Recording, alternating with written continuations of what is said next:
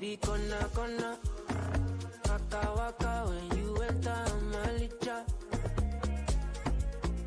Baby, gonna will you give me sugar? Wala, Macho Mona Lisa, Macho Mona Lisa, Macho Mona Lisa, Macho Mona Lisa, Macho Mona Lisa, Macho Mona Lisa, Macho Mona Lisa, Macho Mona Lisa.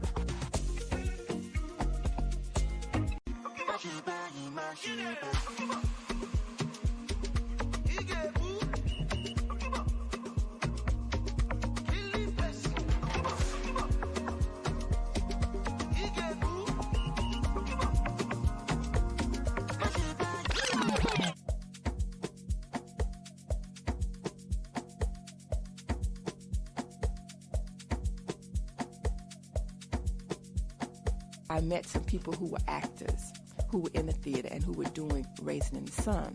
And because of that, I got very involved with blackness and black consciousness, And I began to see what was happening to me in that atmosphere.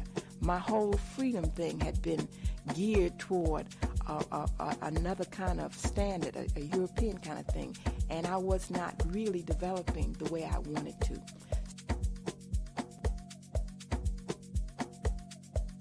Learn to love yourself.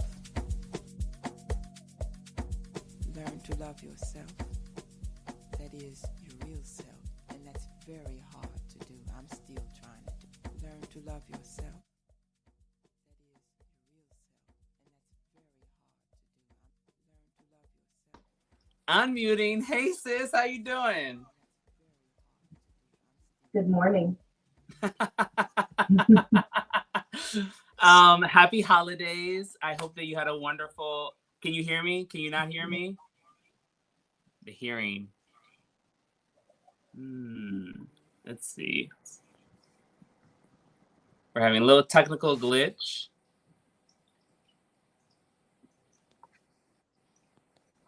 Okay. How about now? Yes. And can you hear me? Yes. Yes, that's awesome. Yes, it took us 2 seconds, but we found it. Blessings on blessings. Happy holidays. Happy Christmas, Hanukkah, Kwanzaa. So many things are about to fold into our lives. I just want to. Oh my gosh, it feels so great to see you. Oh my God, family. I've texted you about this, but deep gratitude for the spotlight, sis, on Brief Us Spectacular. It was so good. And I have not been online properly so that I could signal boost. But I think everyone should know the reason that I asked you there is it's obvious, right? Like if you need someone to work a mantra for your spirit, to like devise a holy plan for your vertebrae to keep your nervous system intact, Jonathan McCrory is who you bring to the front. So I am so, so happy that you love it as much as I do. I mean, the day that it came out, I just want to take this brief moment and then we're definitely going to deep dive into, I mean, we're like family. It's so gorgeous. But, what was really quite beautiful about it, the day that it came out, I was like, what is this? Wait, she said I was going to, but what is this? I thought I was going to be a part of a larger, I was like, oh, they're doing all this. And I was just like, oh my goodness, this is a whole thing. I'm talking a lot. Oh, this is what happens. Oh my goodness, this is what's really showing up in this moment. I'm not ready. I wasn't ready. It's such a good amplification of not just of me, but of like the work that I'm tethered to and the practice that I'm tethered to. Yes. And like allowing that tethering to actually have, and what you do so well, Mahogany, of like making sure that you break the loaf to feed other people, make sure the fish feed other people, right? And I could just see that even from that day, the amount of other people who now have other loaves that they get to work from, other fish that they get to feed other people from. And like, you are the unsung, like the true, and I'm singing your praise in this moment. You're the unsung, like alchemists in that moment. Oh, thank you. You brought alchemy to so many people in that moment. And you gave us a platform that many of us were just like, what is this platform that we are just about to walk into? I'll show up. Oh, these cameras are nice. But you gave us alchemy so that we could see, we could know what our bloom, as we talk about the defiance of our bloom, what our bloom could look like. That's right. That's right. And so that and we weren't forgotten. Yes. I love that you recognize the symbol and the work that goes into just being a conduit, right? Like, yeah, I love the idea of blooming, but folks don't know the actual amount of toiling that has to occur for the bloom, right? So like the bloom and then the harvest, like those things, they all are a part of the process of our lineage. And I'm just really thankful that you could make time, that you even said yes. You said yes to something you didn't even know what you were saying yes to. I'd like to go ahead and say that so that when folks go and watch this brief but spectacular take featuring Jonathan McCrory, you understand that Jonathan just showed up because I asked. So this is the kind of family that I love to be a part of. Like, ain't nothing more spectacular than that kind of defiance. You refuse to be scared. You refuse to like maybe you didn't have all the answers, but like that wasn't important. You were like, I'm available that day. What am I talking about? Okay, cool. I'll figure it out when I get there. And then it was like 3 weeks later, and you were doing this thing for like 3 minutes where you were just really, you just call all the gods from each corner of the room, and you center us all. I'm thankful. So I'm glad you can see it, and I'm glad you love it as much as I do.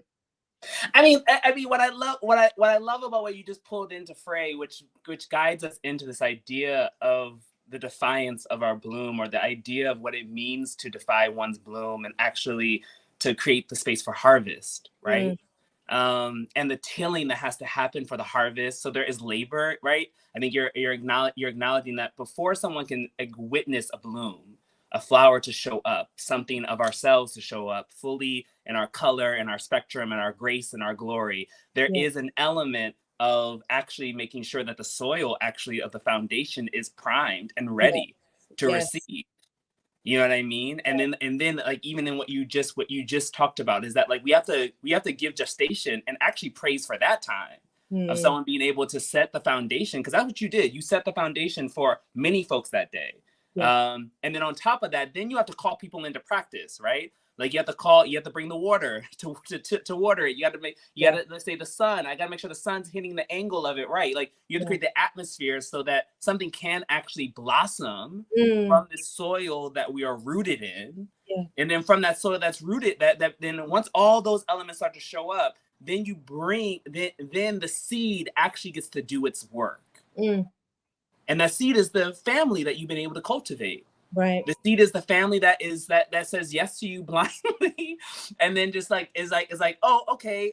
If sis says I need to be there, that means that I know without a doubt, Mahogany. If you to ask me to be somewhere, I know the soil's been taken care of. I know the light's I know I'm gonna be fed. I know I'm gonna be taken care of. I know that the kind of care that you exist and exude, you're gonna make sure that is poured into me. So like my yes is like, oh, in that moment, I'm the seed, because I know that the soil is going to be so deeply fertilized. And so then we talk about the defiance of it, and the defiance of our bloom is really being able to be prepared to be blossoming every single step of every single way, but also that we are in environments that tend to our own sense of care.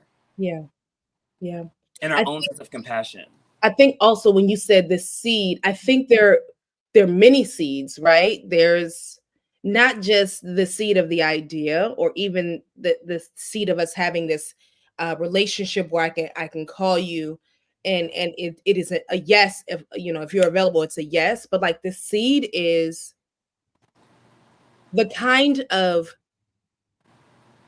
investigation that happens before the work ever sees air. That's also the seed, because just sitting with you, just keeping space, driving to Connecticut, talking about practice, right? Like watching how you can use poems that I've been writing for 10 years and teach it to students in a way that manifests in their own everyday likeness and livelihood. And I just thought, no, the seed is you. Like, the seed is not just our relationship. The seed is it's your brilliance. It's the fact that you are willing to like grow everywhere you go. That's the real defiance, baby. Is like we are growing despite the scorched earth. So I believe that maybe we are That's a word right there. No, that's a word right there. We are right? defined beyond the scorched earth. We are actually growing because that makes me think of from a metaphorical standpoint, but actually from how nature teaches us, right? And I think that was some of the reason why we actually theme the seeds in the defiance of our bloom, because nature teaches us how to be resilient, right? Nature teaches us how to meet obstacle and how to meet it with care, and also how to think of it from the long-term game versus the short-term game. And when you said the idea of scorched earth, it made me think of a volcano.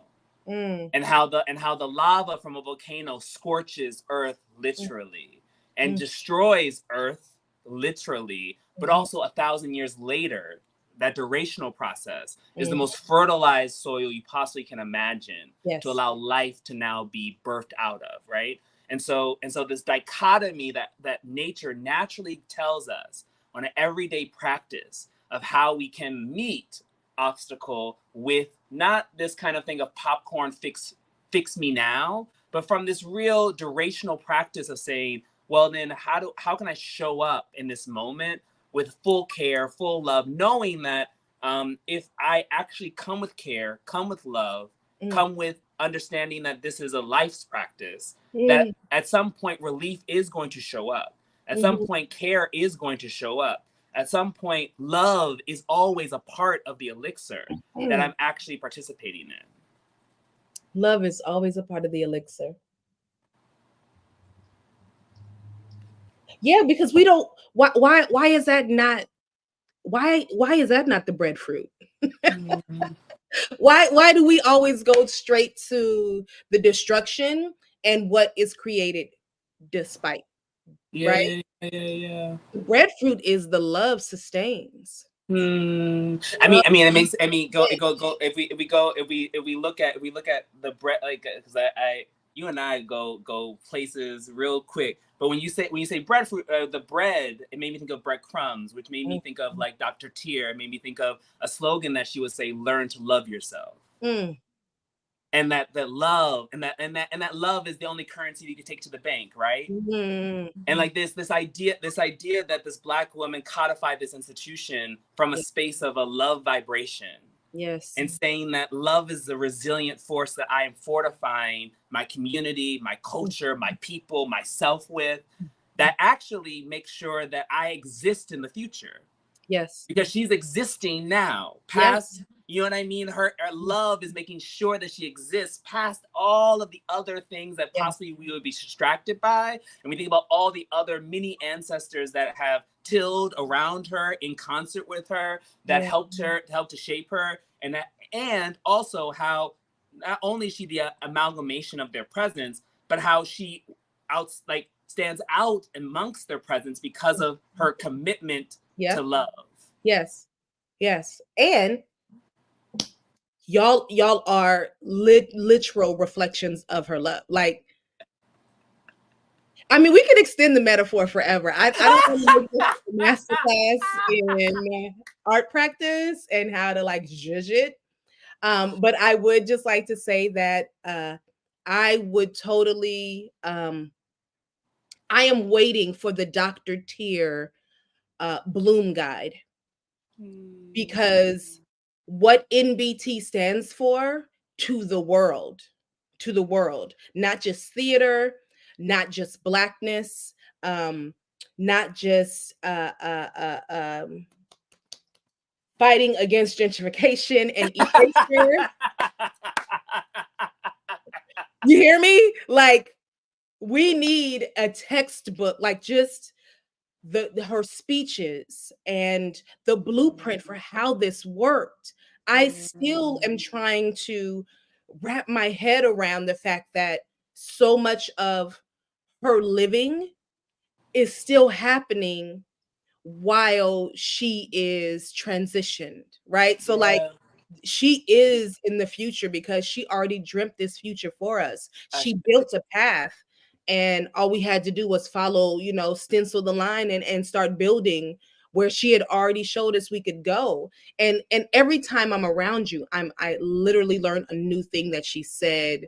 And I'm just like, why don't we just have this available? The problem is history books are whack, right? We go to the wrong places for history. So now I think I just want to go ahead and put my little 2 cents in. That's the first book that comes out, NBT Theater Press. You also might have just began a new concept. I got you. I got you. Yes.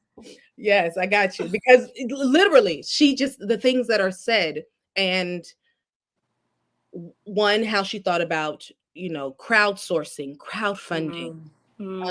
Two, how she thought about, you know, the variations of Blackness. There isn't one way to be Black. There isn't one way to be human. There isn't one way to be home. And I love that every time I come to, like, you know, I'm looking up this work that I'm doing with Sister Nona to celebrate, you know, NBT's opening. I'm finishing up this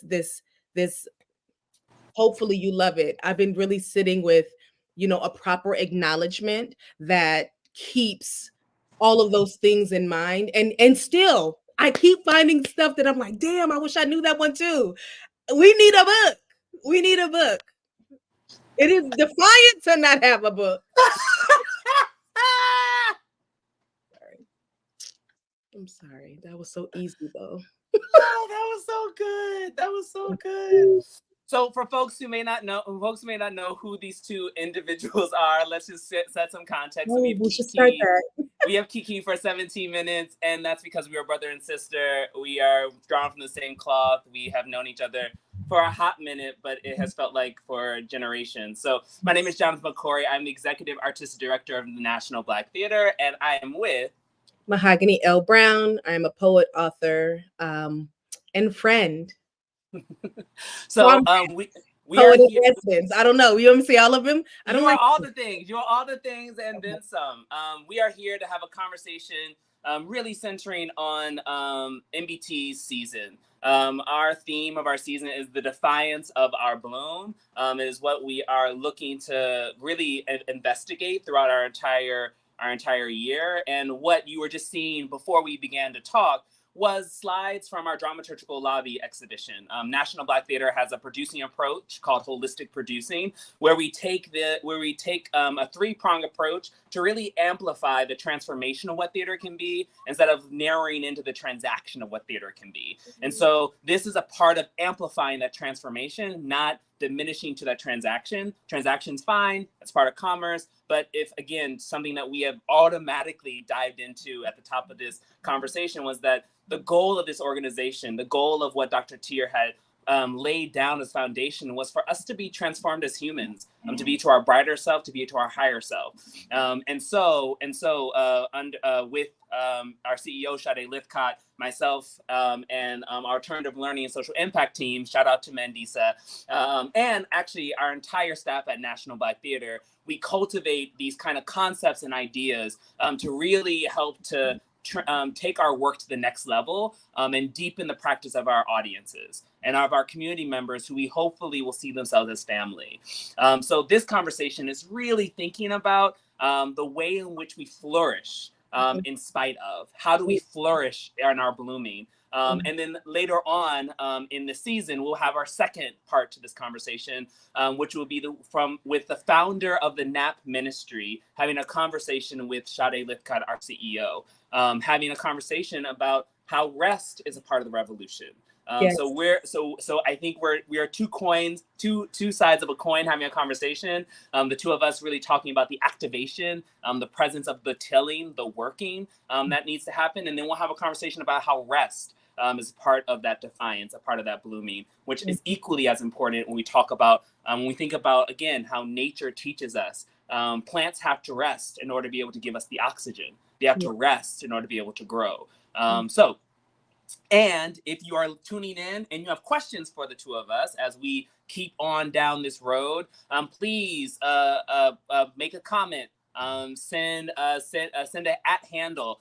We will uplift those questions to be a part of this conversation. And throughout the evening, you will see different scrolled handles, or this hour segment that we have. You'll see scrolled handles showing up that will allow for you to know how to follow Mahogany L. Browne's amazing work, how to follow National Black Theater, and ways in which to engage with us. So that was a little bit of the housekeeping to keep us all on the same page. So we're all kind of on the same page as how we're going to navigate forward. But to deep us right back in on Flourishing, after the holiday, I mean, I know we kind of potentially talked about this a little bit, Mahogany, and thinking about this idea of the seed planting and the flourishing.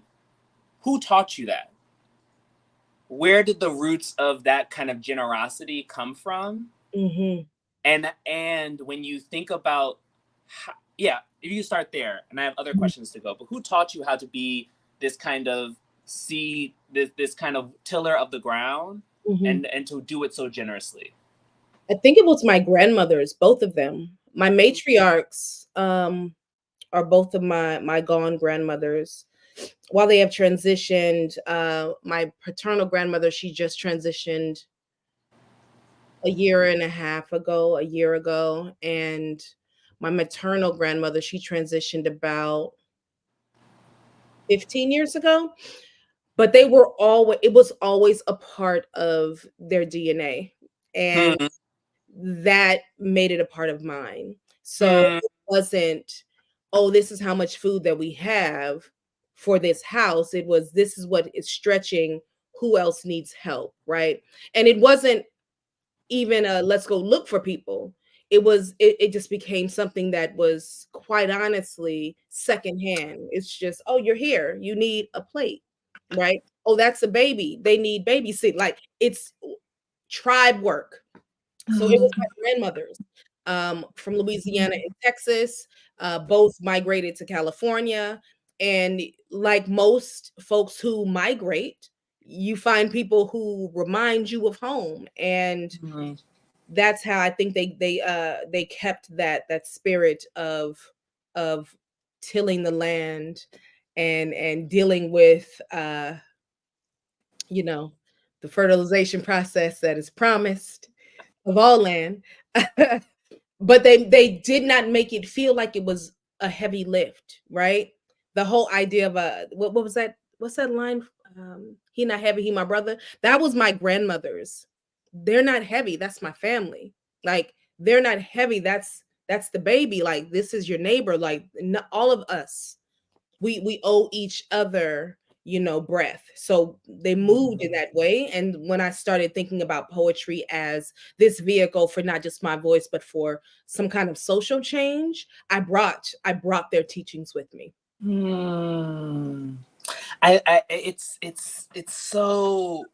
so rich and gorgeous what you're exploring and actually articulating. And it actually, listening to you, it's reminding me, it's like figuring out, oh, this is where the two of us are yoked in so many ways, of like this essence of this work was to awaken the sense of home.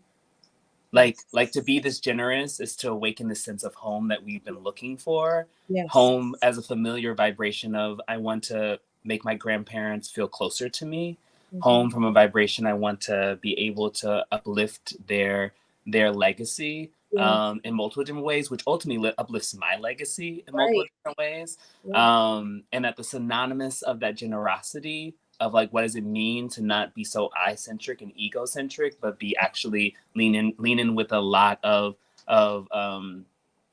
generosity. And I think my second, and thinking about flourishing in the time of change, right?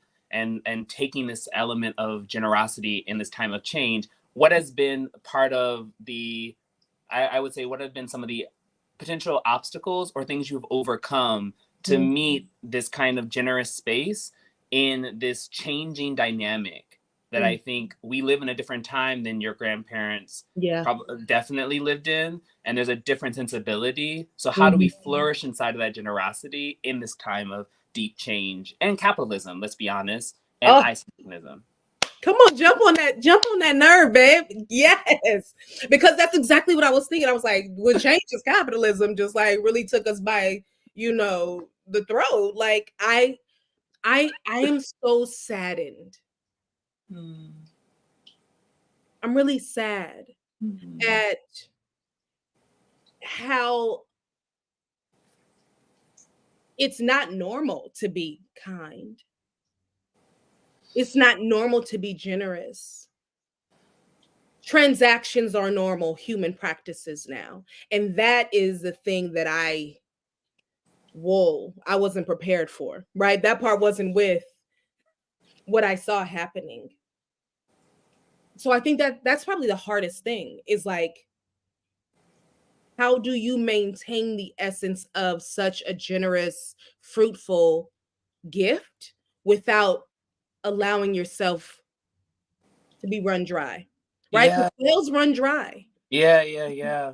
I witnessed it happen to my grandmothers at the tail end, if that makes sense. Like it wasn't, or maybe it was happening then and I just didn't have the understanding of what I was seeing.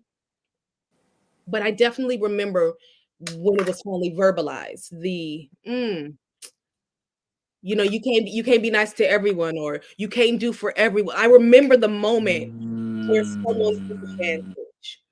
And so I started to like, I double guess, I second guess, I double step, I second guess and double step my hand, my hand outreached, because I'm also not certain if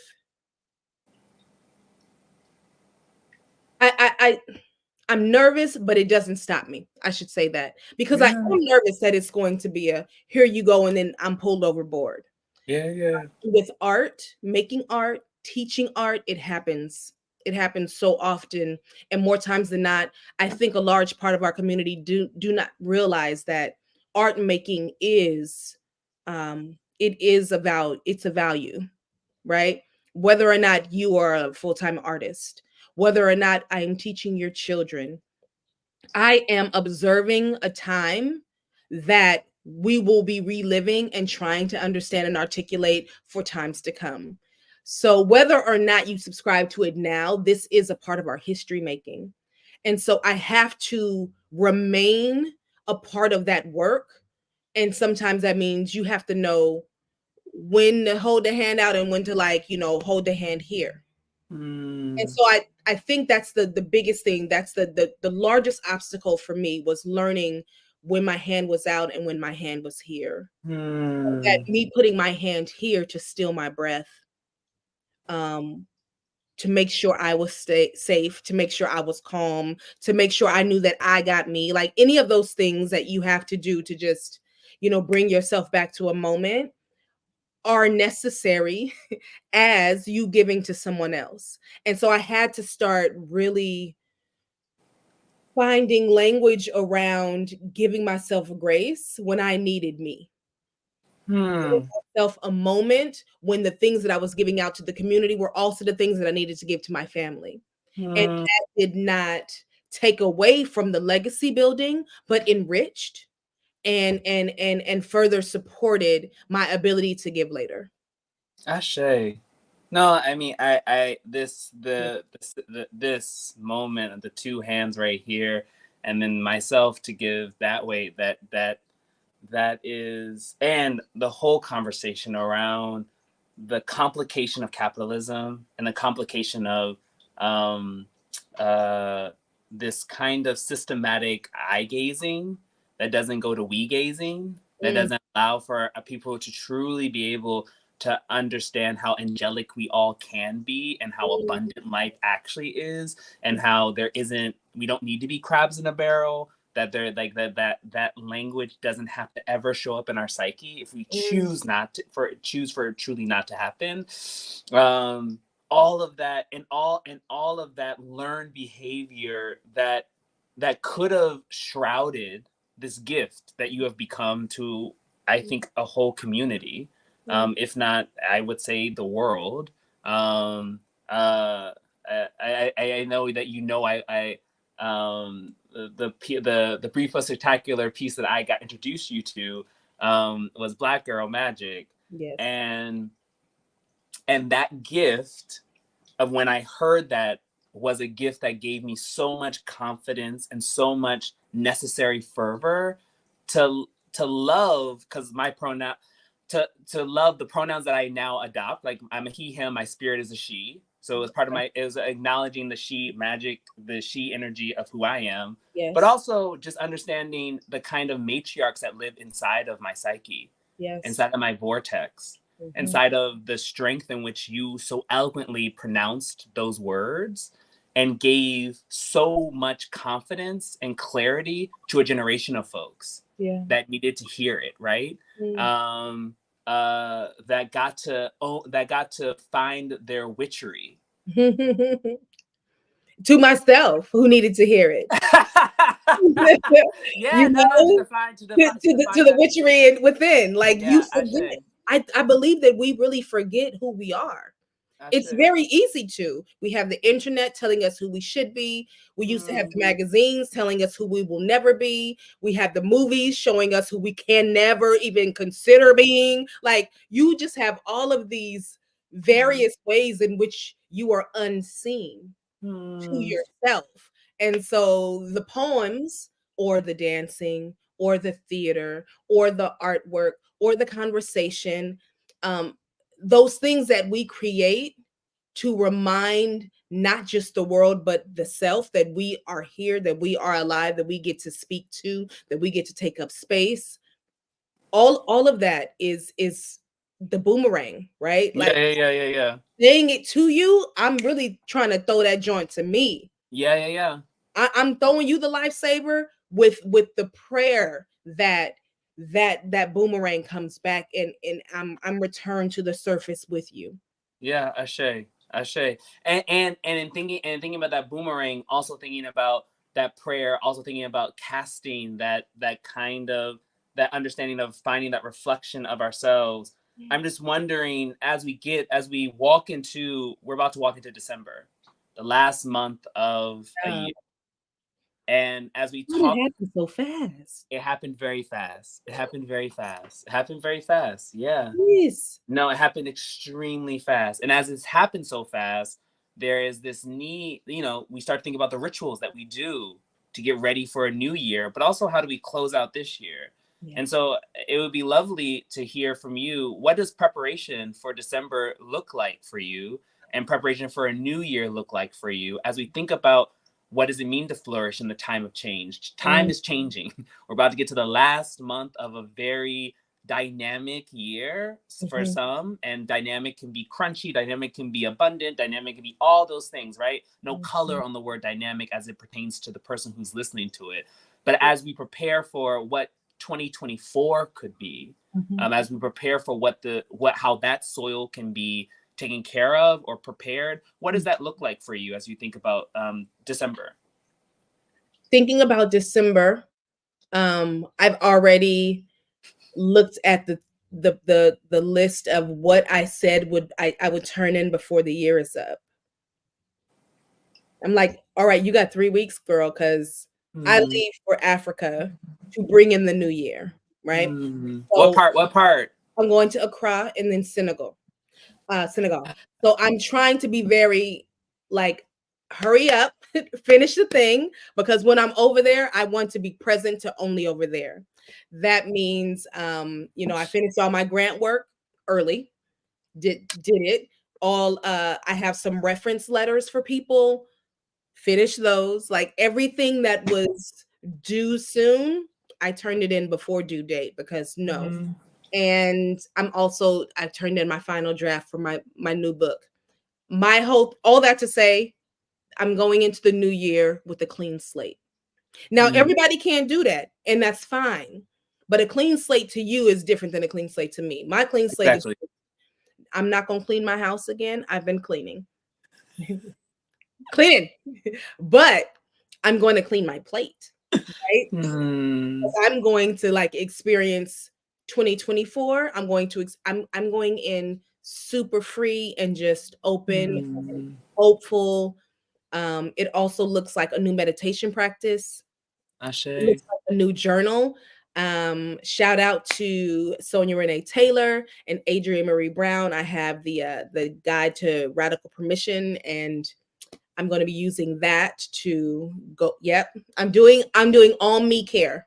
Everything about Mo feeling soft and safe and luscious and pretty and delicious and well slept and well cared for. I just came back from, a little x-ray. I'm doing everything, all of it. So that's what it looks like to me. Just not having my health on hold, not having my mental in a state of shock and like, oh, hurry up, go, hurry up, stop. I'm not doing any of that. I'm going slow, methodical, and as slow as my blood chooses. Ashe. You said something that I think is actually important to dive some more energy into, which is the idea of Mo as soft, right? And I think it's just human as soft, right? We could talk about Mo as soft, but this idea of how does softness live inside of this next chapter that you even see for yourself, but also you see for society overall. Okay. Ooh, that's good. That might be my writing prompt for the day. Thanks. What does softness look like? Being really gentle with myself. Softness looks like forgiving myself for things I didn't know that I was charging myself with, right? And I think we all do that. When I don't wear when my pants don't fit the same way, I'm like, come on now. Like, I'm like, I go straight to the negative instead of just being like, oh, where them sweats at? Like, who cares? Softness is permission and grace for my ever evolving self. Softness is me being honest when I need sleep, when I need a hug, when I need friends to see me and not just see me when I'm needed. Softness for the world looks like absolute compassion. It's looking at the news and not seeing other, but seeing yours, right? I hate doom scrolling, and I've been doom scrolling, obviously, like so many of us, during the past couple of months with, this, the times that we know to be true. So looking at what's happening in the Congo, in Palestine, in Sudan, in Somalia, like it's so much. And also, I don't want to ever lose that needling, what can I do when looking at something that may be outside of my home or country, because I know that the humanity in me is what I can do. So look, start there first. And that's the kind of softness that I think that as a country specifically, but as a humanity, we are forgetting. Like we have to maintain it. We have to exercise that muscle. We have to make it cool. We have to make it irresistible, baby. Like, yo, your freedom is as sexy as mine. And if you ain't got it, then I ain't got it. Right? This is not a real thing. So I want that softness to also allow us to always see ourselves, our life, our loved ones in the other. I mean, I think I love that, and I think that's really important and super necessary. I want to switch topics and get us into a project that we doing together come in 2024, which is the Gathering, a Sonic Ring Shout at the Candy Center. A part of, just to level set for folks, a part of NBT National Black Theater season. We have two main stage productions, one that concluded called Pray, that was with Nikki Douglas. Shout out Nikki Douglas and all our folks at Ars Nova. Love. And then we also have a show that is a remount that is being a remount to the Opera House at the Candy Center. It's called The Gathering, a Sonic Ring Shout. And it will feature some original poetry and some beautiful VO work as Mama Gaia. Mahogany appears as I always wanted to say she is the Mama Gaia, the goddess of all earth things. It was the visuals that I gave to Kate Freer. Shout outs to Kate Freer, who was our did our video work. Was that if anyone saw Lovecraft Country, and the moment when she went to outer space and she learned her power and all her glory, I was like, I want Mahogany to feel that way. I want Mahogany to feel like all the ancestors, all the universe, all the solar energy is channeling through her gorgeous body and allowing for light. Yes. Whatever that may look like, to pierce through any kind of confusion, to give us clarity as we chart through our 7 chakras. So Mahogany will be that Mama Gaia as we remount the show at the gathering. And just to tell a little bit more folks about the Gathering Sonic Ring Shout, it is a 90-minute piece. It is a 80-person orchestra, it'll be a 49-person choir in the Opera House, going through a sonic landscape that is taking you from your root chakra to your crown chakra, with works by people like Nona Hendrix, Toshi Regan, Jason Michael Webb. There will be a multitude of different voices, and Joel Thompson as a composed work. Also Courtney Sectum, and then also Carlos Symes with Abby Dobson also. So a huge different kinds of different music coming together to really alchemize a space for us to talk through the things that might hold us back to get to the things that might actually move us forward, flourishing in the time of change, right? And so, Mahogany, if you don't mind just talking about like what was that experience for you to participate in this show when we originally did it, and what does it mean to do this transfer to the Opera House of the Kennedy Center? What are you excited by? And then also, we're also commissioning you to write that land acknowledgement for those forgotten bodies, communities, folks who originally inhabited that land called Foggy Bottom, which was once called Slabtown, was reappropriated to create the Kennedy Center. However, we're creating a unique land acknowledgement to uplift that legacy. So if you don't mind just talking a little bit about what does it mean for you to be working on the gathering? What does it mean for you to be back in DC in this way, and at the Kennedy Center in this way?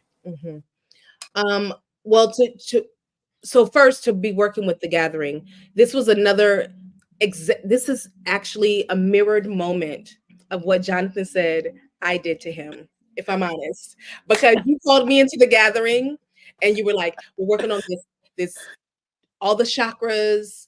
I just need you to say a couple of things.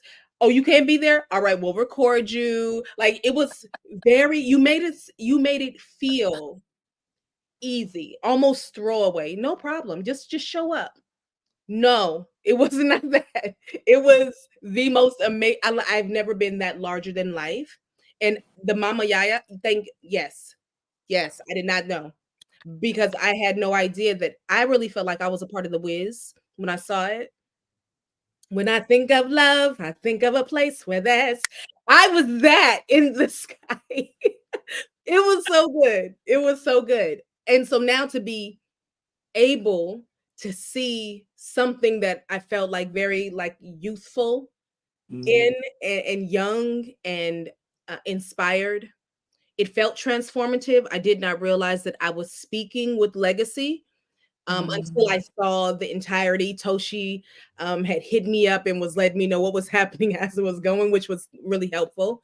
Because we're like, whoa, this is way different than what I dreamt, right? So even that, it was out of sight. It was out of sight. So learning that the world is like, my art is bigger than what I'm seeing in my hand is what I learned from the gathering. The gathering showed me that I really am a part of a constellation. That's one.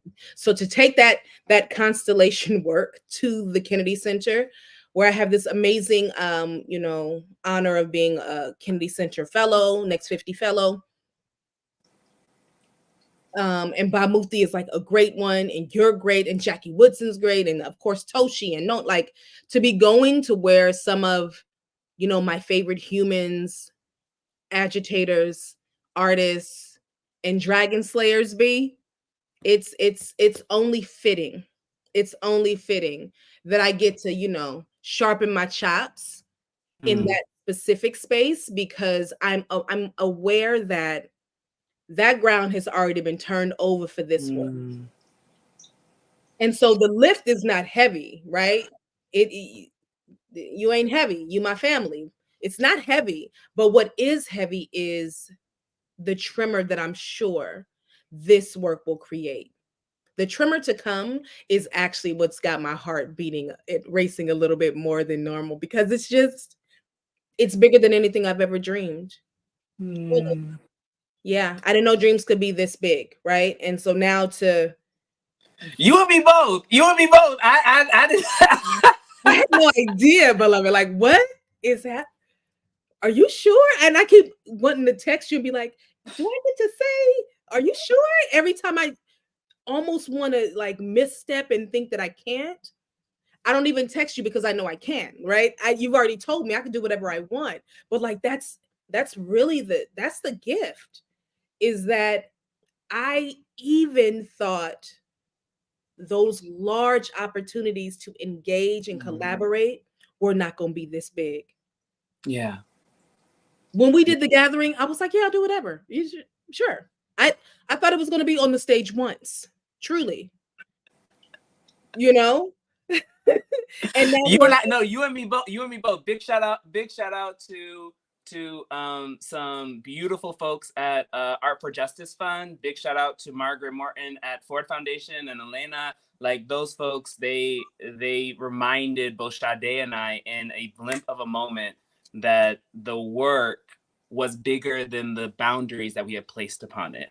Yes. And that we needed to dream a little bit bigger. Yes. Because the work deserved that bigger, that much more, that bigger space. And because of them, there's just been this blooming, again, flourishing, this blooming apparatus to this work that is blowing my mind every single time I get to like have a conversation about it. It's like, oh, stretching to new frontiers, new possibilities, and saying that the boundaries of how we cap ourselves are not the boundaries in which the universe wants us to live in. Woo! We are boundless, actually, right?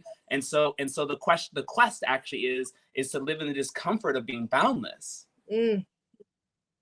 Because the boundaries are how Western world teaches us definition. Yeah. But also the boundaries that the Western world teaches us they are not honest. Yeah. They are used to cut us off at the knees so that we believe that we have to purchase new knees. I think so. No, you're right. I think so. I think they're like, no, don't dream that big. If you want to go taller, buy the ladder. Yes. You want to go taller than that, buy the ladder and some stilts. Buy the ladder, some stilts, and some heels. Like, you're just going to consumer me to death. Yes. When the reality is everything I need to be successful, I got it already. I was born with it. So the fact that A4J saw that and gave you and Sade an extra bump here, I think that is even like, yes, thank you, but like, no, like this is an album waiting to happen. This is a Grammy Award-winning album waiting to happen. We're going to heal the nervous system chakra by chakra. You're welcome. You know what I'm saying? Like, you need to be able to tap into this good at any given time. Put it on Spotify, put it on streaming, whatever. It's constantly available. And that's how it feels. It feels like, yeah, the boundaries we're boundless, absolutely. But I think even that stretch, our C needs to we need to change the dimensions. Yeah. No, it's one of those things of like, when we start to change the dimensions and we start to actually think not hierarchical, but actually unilateral, and we actually start to see the horizon, access becomes different. Yes. Yes. Access to dreams become different, because I don't have to reach. I can now just start to engage with the body that I have. And there's still work. I mean, again, we've talked about it already from the top. There's a tilling of the soil. There's a fertilizing of the soil. There's a watering of the soil. There's actually preparing the space to receive, right? So there's an element that my body has been cultivated to receive this amount of abundance in this moment. And also there's also this thing of like, as I reach, I'm not reaching because I'm straining. I'm reaching because I'm deserving. I'm reaching because I'm understanding. I'm reaching because I'm actually owning that thing that you said before, everything that was good that's already been built inside of me, that I was birthed with. I'm owning those parts of myself that I either shut down or didn't get full access to. So it's actually quite gorgeous when you think about it from that vantage point. Yes. And just us gathering, no pun. Yeah. Little pun. Yeah. But us gathering is just, you know, I think that's the calibration of us becoming our higher self. Ashe. Teer said, we're already evolving. We're constantly evolving. But when we tap into each other, it's just an acclamation of like, oh yeah, I already did that part of the work. You know what I mean? You remind me that I did that work. You remind me that I made that step. You remind me that I'm not just by myself. I'm not just standing in one place, but I'm actually, you know, the landscape that I'm traversing is circular, right? Or maybe it's a spiral. Maybe it's moving up. Whatever it is it's not stagnant. And by it not being stagnant, it's a part of that beautiful Octavia Butler quote, it's part of change, right? Ooh, God is changed. And to be a part of change is to be a part of, like, God is change. Like, we are in conversation now with God, with source, with universe, with the energy that flows within. So then therefore we have access to this kind of network and matrix of possibilities and information that we never had access to or were a part of before. So it's actually this really, really interesting, beautiful thing when you talk about the gathering and the idea of us gathering at a critical mass, how change shows up. I mean, it makes me think of, like, I don't know if folks have seen it yet, but the Rustin film. And thinking about Rustin's legacy of really helping to organize the biggest march on Washington that has still never been met, and we have all the technology now. You don't need to call everyone; you can just write them an email. like people have there is more quote unquote wealth access amongst our community, so that people could fly if they wanted to Washington D.C. Yet the way that he tapped and tuned in to this broader narrative that awoken something inside of us. Actually gave us the purpose, or gave that community the purpose that it needed in that moment to exceed any possibility of boundaries. And that his legacy becomes a love note. Yes. Even thinking about that, what I love about the film, just really quickly, I know it's this beautiful thing of service, this beautiful thing of gratitude. That last moment in the film is him actually cleaning.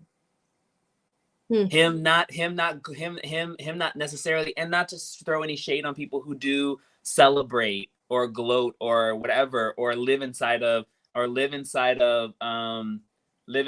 like the applause of it all. Not to put any shame on anyone who does that, because I think that is necessary as well.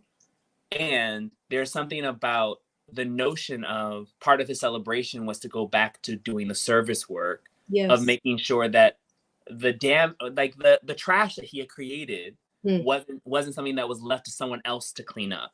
Right. It was something that he said, I'm a part of. Right. And George gave us the conversation note of saying, how are you not just going to create the opportunity, but take care of every step of the opportunity that happens afterwards? Yes. Making sure that the trash is picked up, making sure that the space is cleaned or restored back. Like, how there's an element of aftercare that has to be a part of the conversation, not just the kind of activation of doing the work. Yeah. Why is that not the celebration though? Like, that's the celebration too, right? Yes. And I feel like, it's sure, it's not heralded, championed in a way. heralded. There we go, heralded. It's not like celebrated in the same way, but it is exactly what I think most curators, coaches, mentors, teachers, aunties, uncles, right? Parents, like, and you could be auntie, uncle, and parenting people in your community, but like, that's what you do. Yeah. It is not just the one thing, the talent show, the big stage, the light. There's other stuff that goes into making sure that those lights, people return to see the lights. Yep.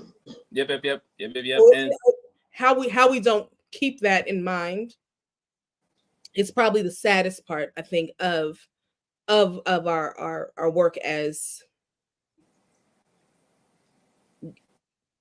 not just leaders, but like community members. yeah, no, I agree. I agree I wholeheartedly. think we forget that no, cleaning up is also a part of the management of the dream. For sure. No, for sure, for sure. So we are at 5 minutes. If folks who are listening would like to ask a question, if you have a question, please chime in. We are welcoming them as we are in our coda of this evening, of spending some time together and getting to get to hang out as brother and sister, talking about so much goodness, from we hit the spectrum of mahogany. I feel good about it. I mean, I do too. We had this we felt the good on spectrum, like a good old kiki that felt really good. So Mandisa is asking the question: has your work sparked a change within yourself? Do you mind addressing? You take that first, Mahogany. Yeah, absolutely. I believe so. I believe my work has always been the precipice of me figuring out where the heat was, where the fracture was, where the suture needed to happen, and whether it was Redbone, the first book that I wrote that was nominated for an NAACP, and it was all about my mother and my father and the relationship that survived this domestic abuse enough to make me right, but I had never seen them together. And in that specific book, I was able to like regain a relationship with my mother, who I had been estranged from for so long. Black Girl Magic allowed me to see, you know, the obvious that we fly, but I, instead of me having a book release party, I founded the Black Girl Magic Ball, and that's another thing that changed for me because here it is. I think we're 8 years old now. It's our 8th year, and I get to celebrate Black women throughout the stratosphere. That have not just made it possible for me to exist, but make it possible for us to exist. Ashay. Ilyasa Shabazz last year, Dr. Uche Blackstock the year before, Sister Sonia Sanchez the year before that. Like we have had a very, very lucky, space to be able to like tap, our aunties and our elders and our cousins and just say, I see you, sis. Can we give you this award and just say thank you? And they've all said, yes. So this year's Hope Boykin. Yes, Hope Boykin, Amanda Seals, Olayemi Olarin, wow. and there's one more. You're gonna have to find out. All I know is March 19th at Lincoln Center. So there's that on that. There we go. Ale on ale. That's so lovely. That's a wonderful lineup. No, and that's so beautiful when you think about. I think that's a wonderful question. How has the work helped to change yourself and help to build yourself? I think it's a wonderful note to end on as we round out our evening, our moment together. Just to let everyone know, this is Mahogany L. Browne and Jonathan McCrory with you all talking. We've been talking for the past hour around the defiance of our bloom, which is the theme of National Black Theater Season, talking about what does it mean to flourish in the time of change. What does flourishing look like? What does change look like? How do those things build into our system? This is only the start of a 2-part series. There will be another conversation appearing in the new year with the founder of the NAP Ministry and our CEO, Sade Lithcott, having a conversation around how rest is a part of the revolution equally as a part as we talk about flourishing, the activation, the work, the tilling of it. So please come to check our part 2 of our 2-part series in connection to our season's theme, and also just check out our season itself. We have a lot of productions that are coming up, an opportunity for you to check out what's happening with our public presentations with Oya May, which we have packages. We also have Kristen Adele with blood work. We also have The Gathering, which we talked about will happen in June 1. And there's also just a slew of other programming that are just happening in connection to our season, to us doing the work that Dr. Barbara and Teer forged us to live inside of. And as we think about the end of the year, think about how to provide generosity and end of the year giving or a gift. That really helps us to make sure that we do this kind of work. We can do more of this and provide more space for dialogue and discourse as a community. So really want to say thank you, Mahogany, for creating the space, for being present. I want to say thank you to my team for helping to create space and making this all possible. And I look forward to everyone who was able to listen, everyone who was able to be a part of this conversation, that we keep on building, growing, and following each other so that we all can flourish in the time of change. Wishing you a wonderful, wonderful holiday season, and talk soon.